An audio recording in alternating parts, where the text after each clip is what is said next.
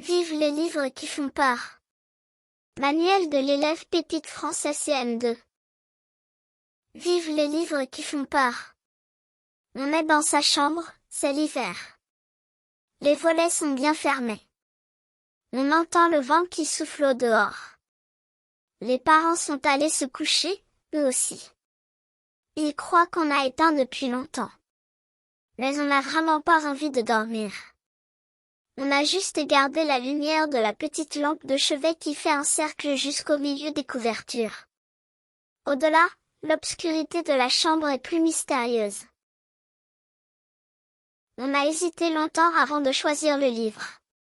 Agatha Christie ne fait pas peur, on suit trop l'enquête et on ne fait pas attention au reste. Les aventures de Sherlock Holmes, c'est mieux, avec les brouillards, les chiens, les chemins de fer parfois. Mais il y a trop de dialogue, et Sherlock est si sûr de lui, on ne peut pas penser qu'il va être vaincu.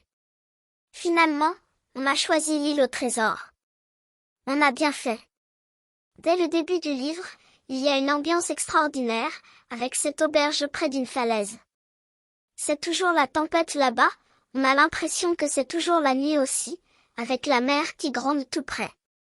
Et puis Jim Hawkins, le héros, se retrouve vite avec sa mère à l'amiral Bambor.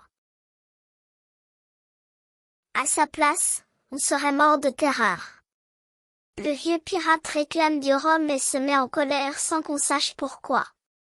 Mais le plus effrayant, c'est quand les autres pirates débarquent dans le pays à la recherche de leur ancien complice. C'est une nuit de pleine lune, et l'aveugle donne des coups de canne sur la route blanche en criant. N'abandonnez pas le vieux Pew, camarades. Pas le vieux Pew. Il y a une illustration en couleur avec cette image, du noir, du mauve, du blanc.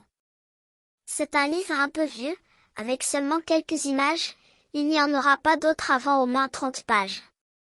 On reste longtemps à regarder celle-là. Parfois, quand on s'endort, on a peur de devenir aveugle pendant la nuit, alors on se met dans la peau du vieux Pew, et c'est étrange, parce qu'en même temps on a peur qu'il vous donne un coup de canne. Heureusement.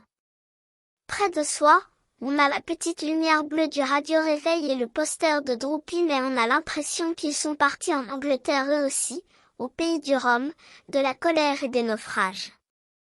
C'est dangereux de s'endormir là-bas, mais on voudrait quand même, on dort si bien près du danger, et les draps sont si chauds, près de la pluie. C'est bien de se faire peur en lisant l'île au trésor.